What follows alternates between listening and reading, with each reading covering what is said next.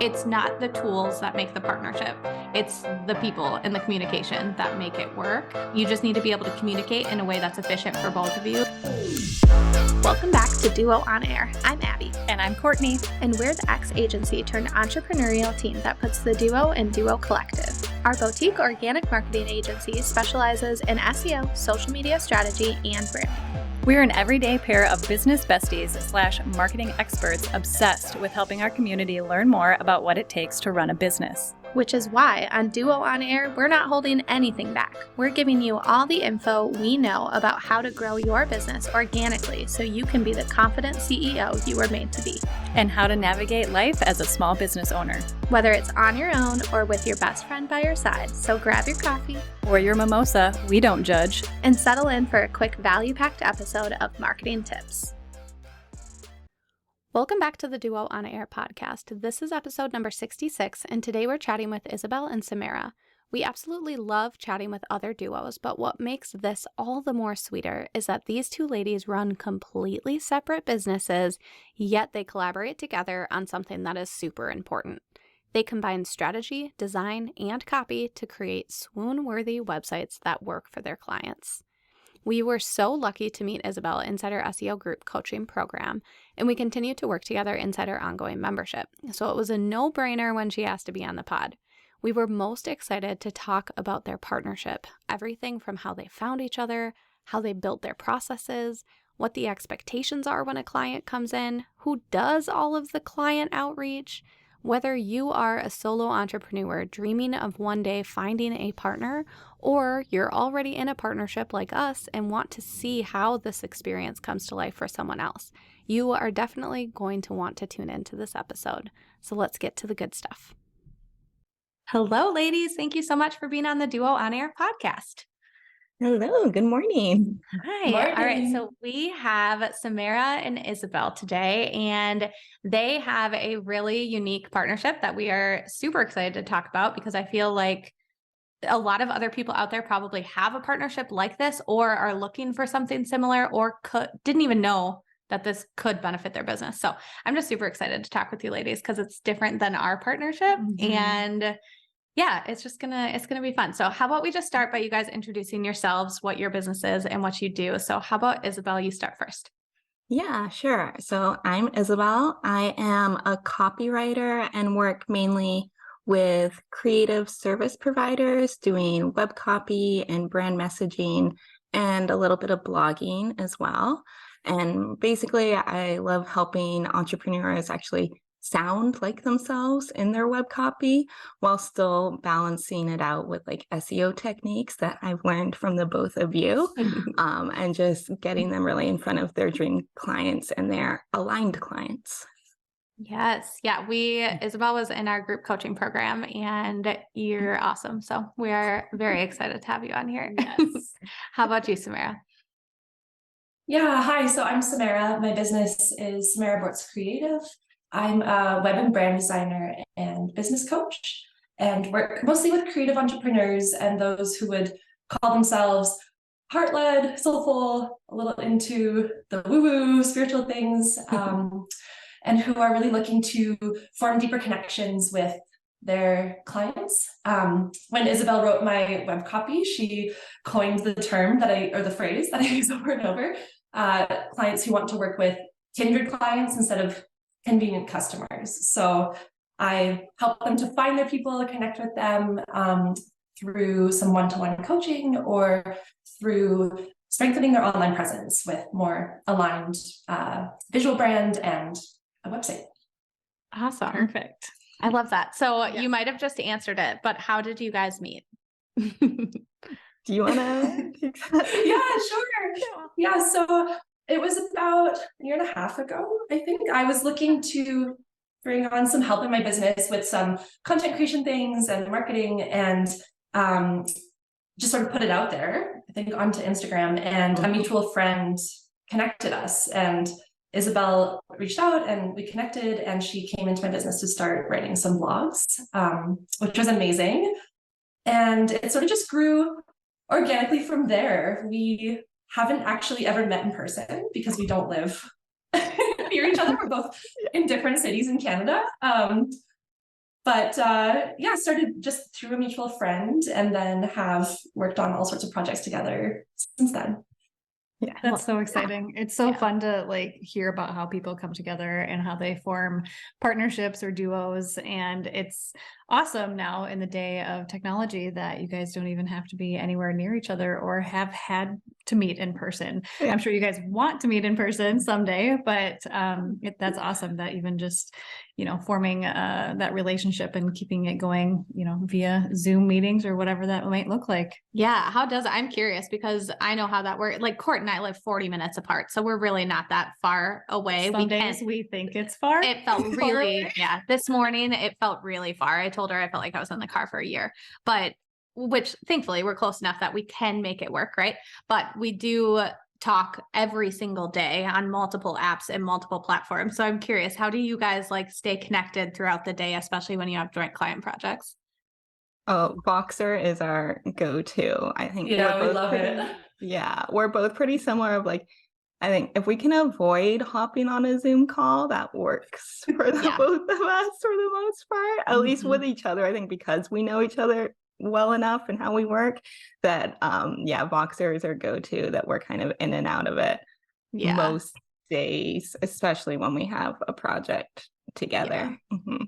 Yeah. That's awesome. I feel like Abby and I need to work on that. Maybe there's we'll have like a Snapchat going and then Instagram DMs and then texting and then G-chat. And But there was something, I think I sent it to you. It was like something on Instagram. It was like a GIF or a meme, or I don't know what it was, but it was like, you're good friends when you can have a conversation at the exact same time in 3 different apps about 3 different things. And I was like, this is like literally our life. We'll talk in Snapchat about one thing. We'll talk in Instagram about another. yeah. We'll talk in our text messages about another. And then we'll be G-chatting about work. And I'm like, oh my gosh. I think her husband even called her out on it the other day. He was like, that's ridiculous. Yeah. And we're like, hey, it works. Yeah, I don't know. It's like, you might as well just keep the conversations where they're happening, right? It's organic. Yeah, I don't know. yep. I think our Voxer chats sometimes almost get like that with like either like 5-minute just like memos going, or we're like, okay, on this topic we'll have a memo and then we'll break it up and like start our next Yeah, we voice try to note separate them out. and our next topic. Right. Yeah, so you get like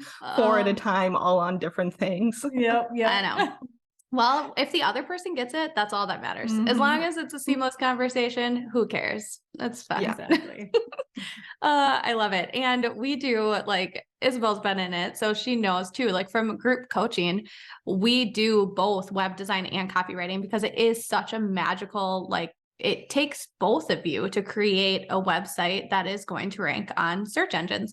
And without that partnership, like you're only working on one side of it. So I think it's so smart on whether you just do brand and web design or you just do copywriting to know who some solid partners are out there, even if you're not going to work as closely as you two work together, but just having those resources and having those resources for your clients is so smart. So I love that. Yeah, absolutely.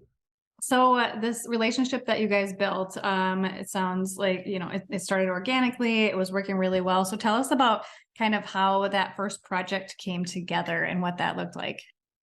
Well, I think our first like official projects were our websites, if I'm remembering right, and which were, I think, happening at the same time as well, that we were both like, I was writing Samara's and writing mine, and she was redesigning hers and designing mine at the same time. So I think doing that, also helped us get to know each other on like another even deeper level and how we worked, and also could iron out any kind of kinks in the process of working together as well, since it was each other's websites and projects.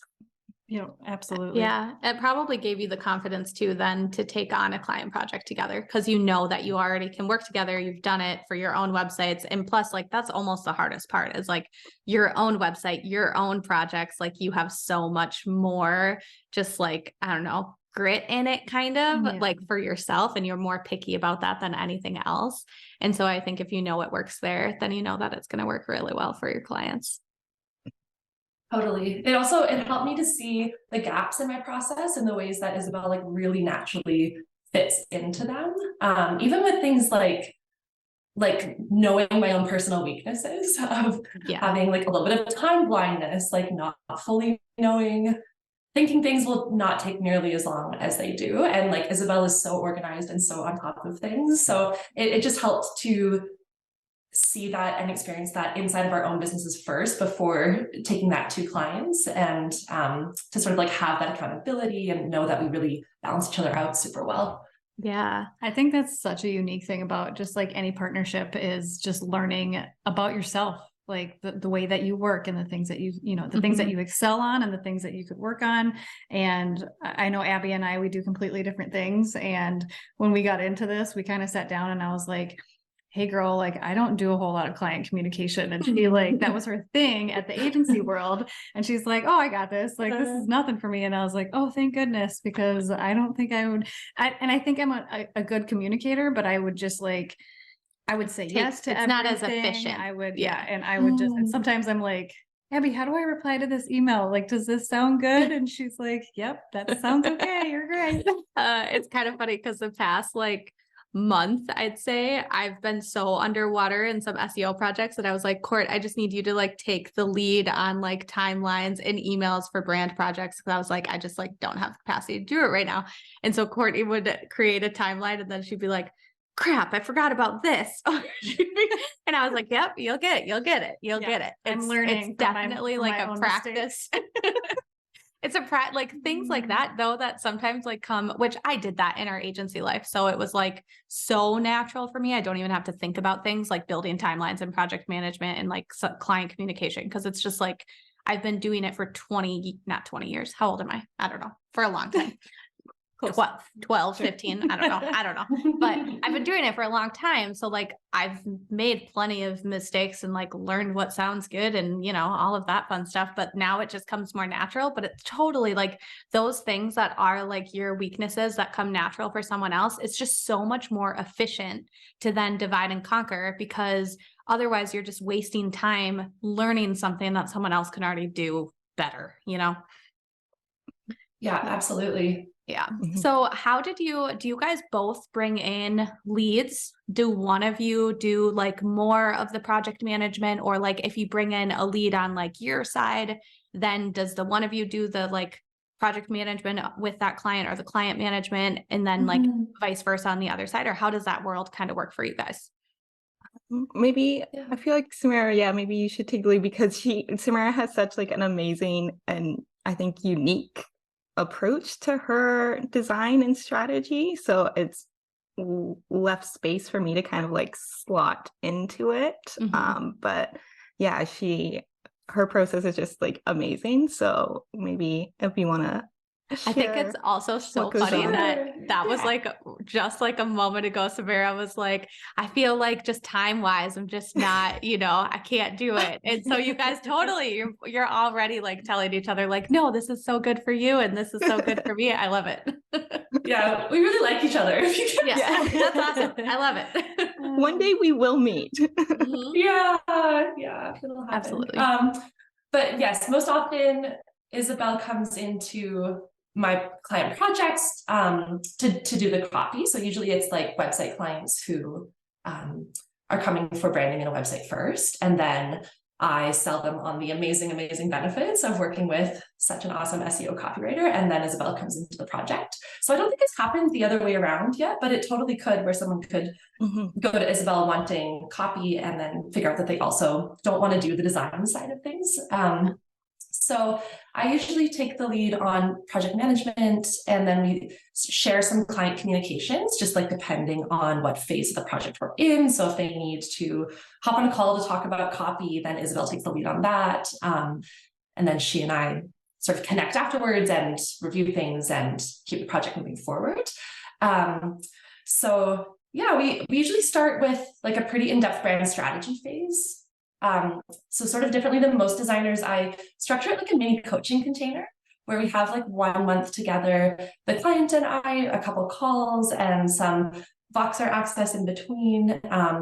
Because I find that most are coming my way at a time where they're like pivoting or rebranding, or something new is happening in their business and they need help like figuring out things beyond just what the design should look like things like how to structure the services and like a bit of a marketing plan if they're launching something new, or figuring out the messaging. So we really dig deep into strategy first.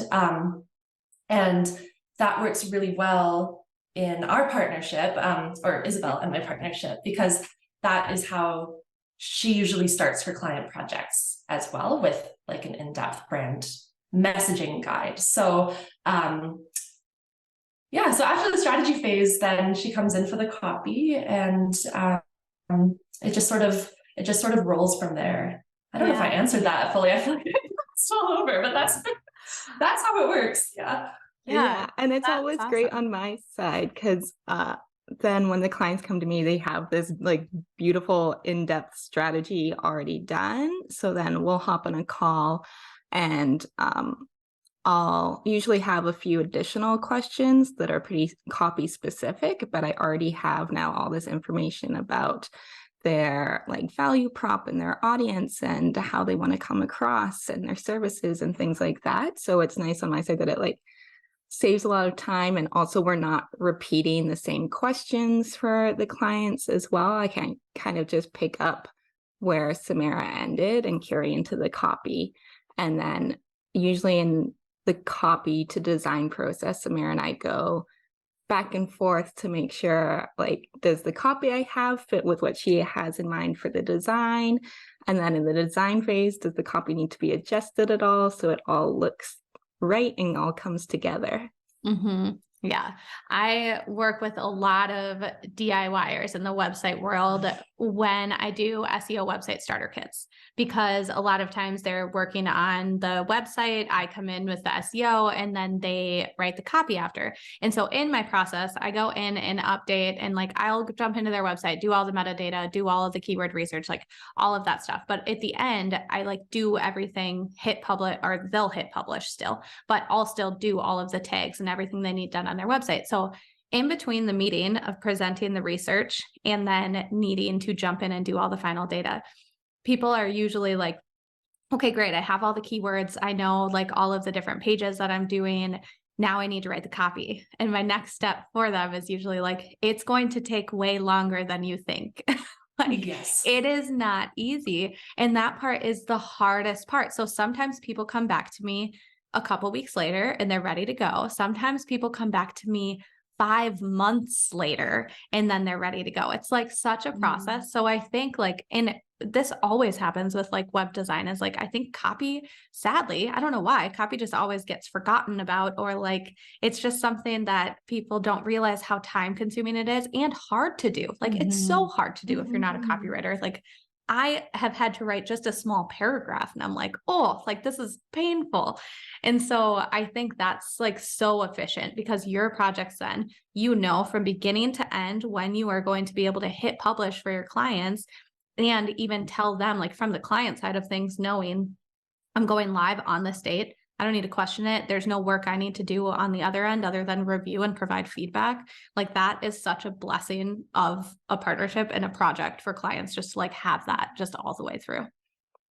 And I think it's so true what you're saying about copy, because like Samara was mentioning, all of our projects so far have come as leads to Samara, and she has taken on that management role and brought me in, which has been amazing. And I think it's about, because oftentimes when clients come to me, it is that like, oh, we know what we want to do design wise, and we started our copy and we need help with it type thing, versus there's not. We didn't realize how hard it would be. Yes. Yeah, it's I don't so think hard. there's many people that start with the like copy first and we'll figure out the design later. type. Yeah. Yeah. Anytime that we need copy updates on our site, we like look at each other and we're like, can we do, I don't know if we can do this. Yeah. No, even there's like so many miscellaneous stuff that we need done on our website right now that I'm like, I'd rather just pay someone a VIP day to like get this done than have to do it myself. Like, copy is like the brain that you have to be a copywriter is so different than the brain I have. Like, it's just not there. I like to write the occasional headline every once in a Oh, while. she's good at and that, I feel yeah. like I'm okay at that. But if it comes to anything longer than a sentence, I'm like, I'm out. Yeah. Yeah. I can write your SEO titles like nobody's business, but those don't sound like personality driven, you know, so they're not going to be very helpful for you. I think Samara and I also have like maybe a little bit of a unique thing because Samara is like a really great writer as well. And I like to think I know a little bit about design or have like a little bit of that creative brain. So I think again, that's very humble. You definitely blends. do. Oh, that's so cute. I think It's it like a blends beautiful together. illustrator. Yeah. That's awesome. Yeah. So I think it like works together where we also keep each other in mind when we're doing our parts of the project. Absolutely. Yeah. That's awesome. I think Yeah. like I didn't know a thing about SEO before I started working with Abby. So it's been fun. Like you don't want me doing her SEO by any means. You want her, but Yeah, it's been you might fun know. like learning that along the way too. So I think in these, business partnerships, you start to learn things and you become, not the expert necessarily, but you can dabble in, what your partner can dabble in Mhm. as well too. So Yeah. I would say Abby's got a good eye for design. I can't draw anything, Oh, but you don't I have to feel like draw I can anything, say but like, she's- what if you did this? And Yeah. sometimes Court always, what I love about it is Court will never say no to me. She'll always try it and then she'll just show it to me and not say anything. And I'm like, yeah, that looks like crap. Like, don't do that. And she's like, I know. But that doesn't happen often. She usually has very great feedback and she helps me find Pinterest inspiration all the time. So she's great.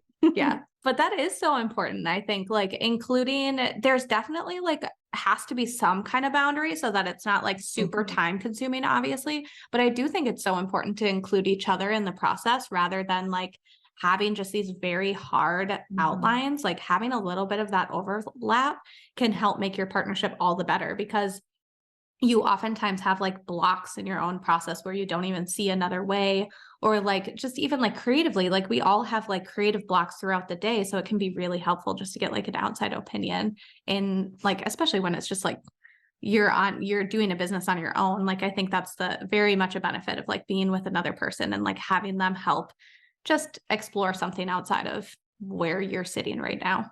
I have a really quick, funny example. I was designing something the other day and it was really late and I was tired and I realized I was spelling out the word Kansas and I was trying to design it like really cute and I stacked the letters in like a fun, cute way. And it wasn't until the next day when I was putting it in the presentation that I realized it spelled ass, like the way that I had it stacked. And I sent it to Abby and I was like, what's wrong with this? And she's like, that you're spelling ass in Kansas. And I was like, yeah. In two different ways, actually. It was down and in the corner. And I was like, yeah, that doesn't work. Yeah, glad I didn't send that to the client. Not the message you were going for. No, not at all. So do you guys have any like non-negotiables that I feel like when you guys first started or now that you're like more ingrained in working on client projects, like is there anything with your clients or like things that you've just set boundaries on, whether that be your partnership or like how you communicate with clients or like anything that you kind of do? Yeah, we really tried to like go through the timeline of the project at the start. And I think that's really helpful. So like we know exactly like how many calls there will be and like when those will happen and when the client is expecting deliverables. And that's really helpful for me on like an accountability end, because not that I'm delivering my clients things late, but sometimes that happens. And with having another business owner involved though, you're also having to be mindful of their timeline too. So I just find that like extra level of accountability to be really supportive. So I think a non-negotiable would be like mapping out the whole timeline of the project ahead of time. And like having those touch points ahead of time too, so that we know what to expect in terms of like managing the scope of the project and when things need to be sent off to the clients.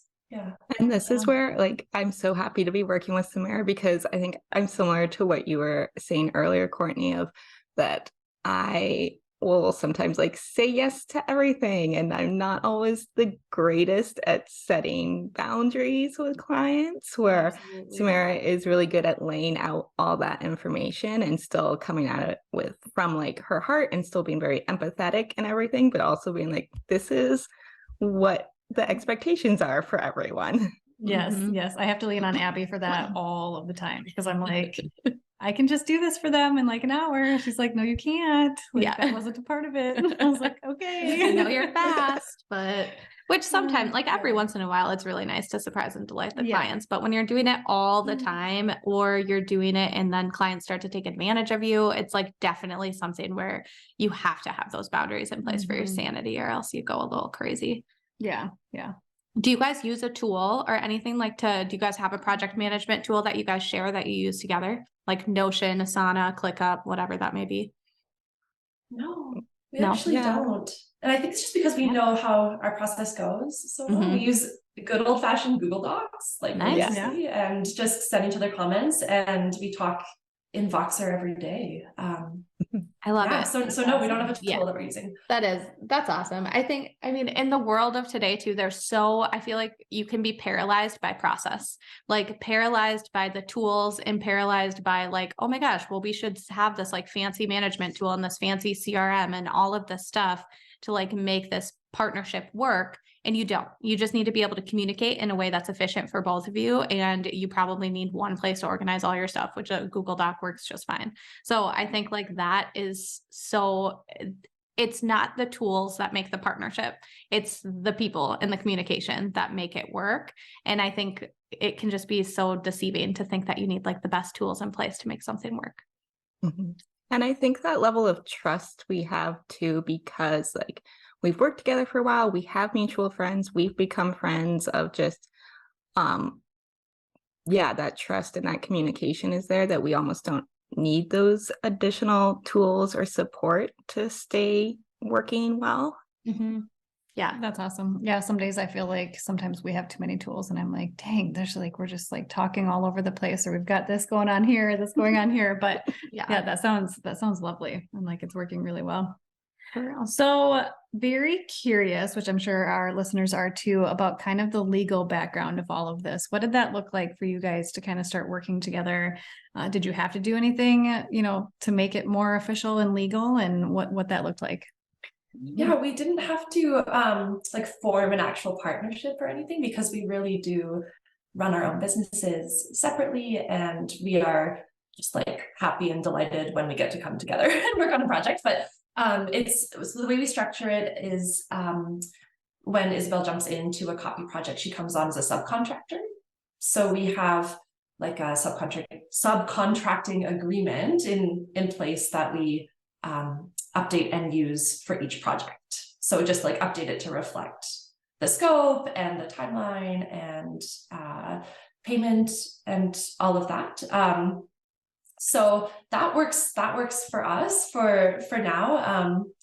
I think it would be very different if we were to form something more like you have like with Do a Collective, where you really are, fully running everything as a partnership. But for the most part, we're operating as solo entrepreneurs who like to collaborate together.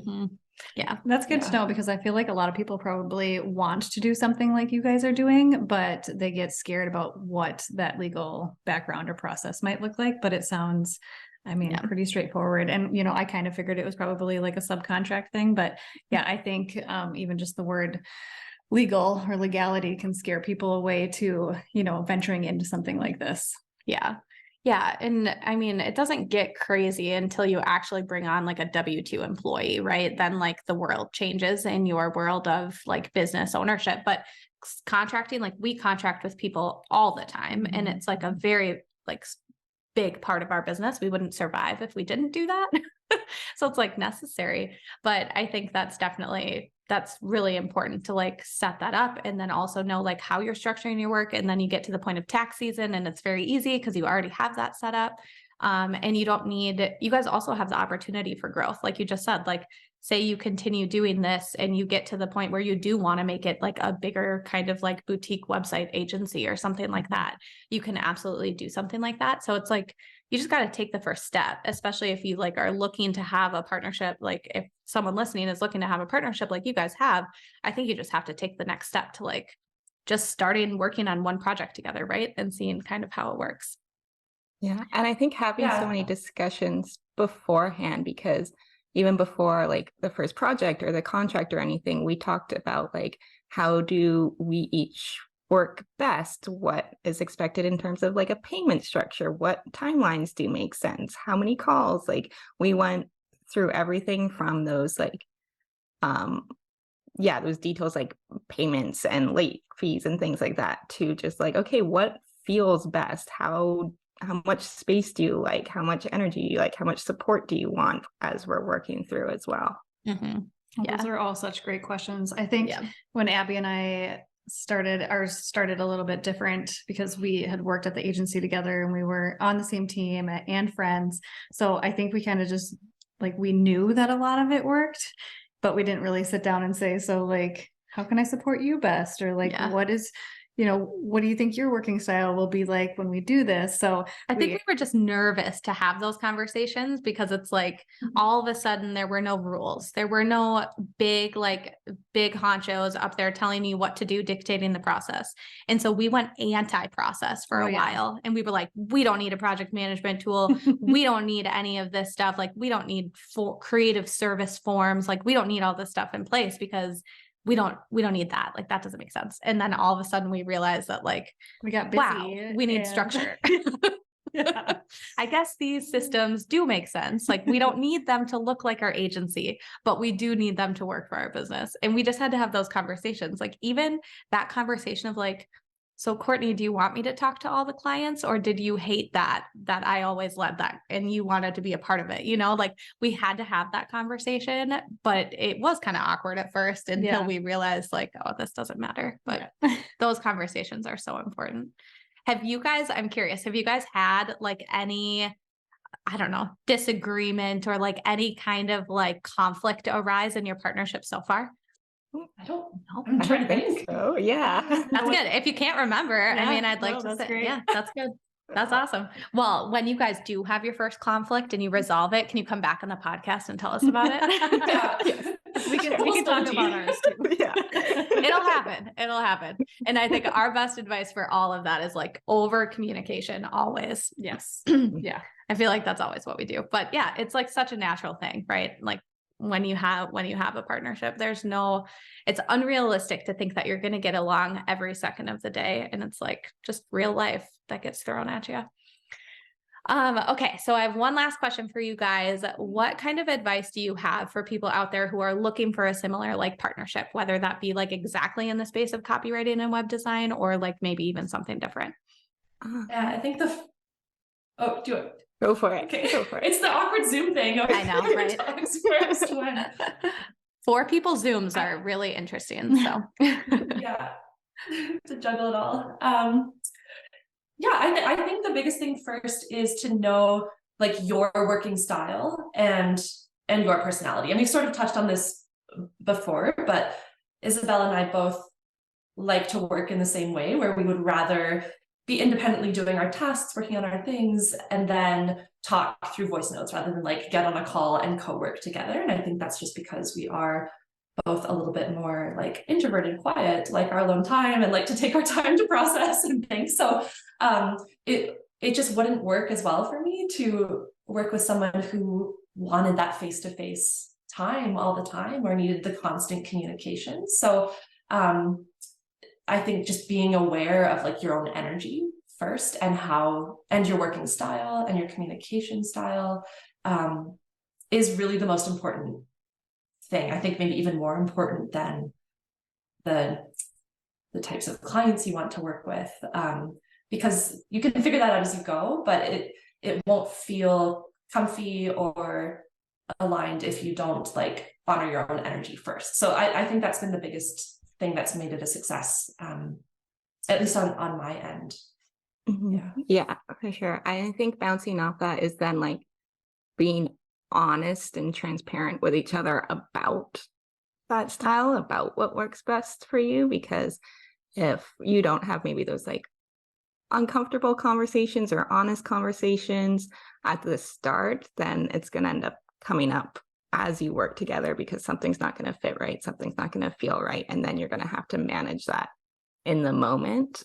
So yeah, even if at the beginning maybe it feels a little weird to sit down and have those conversations, I think that really helps in the long term and helps the projects run smoothly, helps everyone feel right, and then helps start to even establish that trust if you're working with someone you maybe don't know that well and and are excited to work with, but just don't know really how they work, then having those conversations right out the gate, I think will just help establish, that bond and make things go smoother. Yeah. Yeah, for sure. I also think like we have very similar stories to a lot of people that we've contracted with too, where we've done personal projects with them first. And I think like that is kind of the best opportunity to find partners that already exist. I don't think it needs to be like super complicated. You don't need to go out there like cold DMing random people like, hey, do you want to work with me? Like that would feel suggest not doing that actually. Yeah, probably wouldn't do that. That might feel kind of gross, but and who knows, like maybe it could work. I don't know. There's some totally like random stories out there. But I think a lot of times like you find who you jive with just by actually like either working together or I don't who are you talking to in your Instagram DMs that like has just became a business friend that you've met because of some other reason. Like the people that you likely communicate well with already might end up being like an unlikely partnership that you haven't even thought of. So I think like it can be, I don't know, what's that saying of like people who like date their best friend and then they're like, oh, it was staring right in front of me the whole time. It's like kind of the same way when it comes to like business partnerships. You likely might have a business partner, especially if you're looking for one that's like staring you in the face, that's already in your DMs every day, that you already Voxer every day, that you already call or message or whatever. So I think that's kind of awesome that you guys just met in that way, working on each other's project and going from there. And like reach out to also your other business friends. If there's a partner, like if you're specifically wanting to work with some type of industry, because I'm like, that's like how Samara said, that's how we met, is because through a mutual friend. And then from there, it has kind of spiraled that we found out we have like multiple mutual friends as well. That it's like, okay, maybe this would have happened at some point, maybe in one way like maybe or it was meant to another. be. Yeah. Yeah, for real. And even like a question sticker on a story of like, hey, do you know anyone who is this business? And asking people who they know and like start, even if you don't want to talk to them yet, but you just want to like start following with them and like understanding what their business is and finding ways to engage. And I think like some of our coolest partnerships too, with just like people we've met have been like guests on podcasts or have been like we've done a blog post for them or we just like had a conversation with them just talking about how the partnership could look. Like just starting the conversation without any expectations can be like a really good way just to like see what happens next. Awesome. Yeah, not having expectations is a good one too. Like being okay with just testing the waters, like not looking at it as like, oh, I have to find my forever person, my forever partner, but we're going to try one project together and see how it goes and let it be organic from there. Right. Yeah. Having an open mind about it. Yeah. The world of entrepreneurship changes so fast that I think like we've even realized with our own business that it's unrealistic to think that we're going to be in the exact same place 6 months to a year from now. Like everything could change or like what you want to do could change. And like, that's the beauty of entrepreneurship. But I think putting massive expectations on a partnership of like, well, in 5 years, we're going to be X, Y, and Z. It's like, no, you probably just got to like, it's good to have goals, but it's not good when the goals are like just keeping you in a cage of like where you want to go. So that's awesome. Well, how about you guys tell everyone, we'll make sure to include all of this in the show notes, but can you tell everyone where they can go to find you? Do you want to go first, Isabel? Sure. People can find me on Instagram at isabel.griffin, and that's ISOBEL. And then it's the same for my website, isabelgriffin.com. And that's where I'm at. Yeah, my Instagram is samarabortz.creative and my website is samarabortzdesign.com. Awesome. I think you guys should do some Zoom reels together or something. That would be funny. Yes. Yes. Do it. We should. Yeah. We don't actually have anything of us like working together. It's very behind the scenes. Right. You just get some cardboard cutouts and you can just like do some fun stuff in your own place. Yeah. I love that. Oh, well, thank you guys so much for being on. If you liked this episode, please be sure to share it with a friend and subscribe so you don't miss any new episodes dropping every Monday. Plus, if you haven't already, please leave us a review and don't hesitate to share any new episode ideas. We love hearing from you and creating this content for you. See you next week.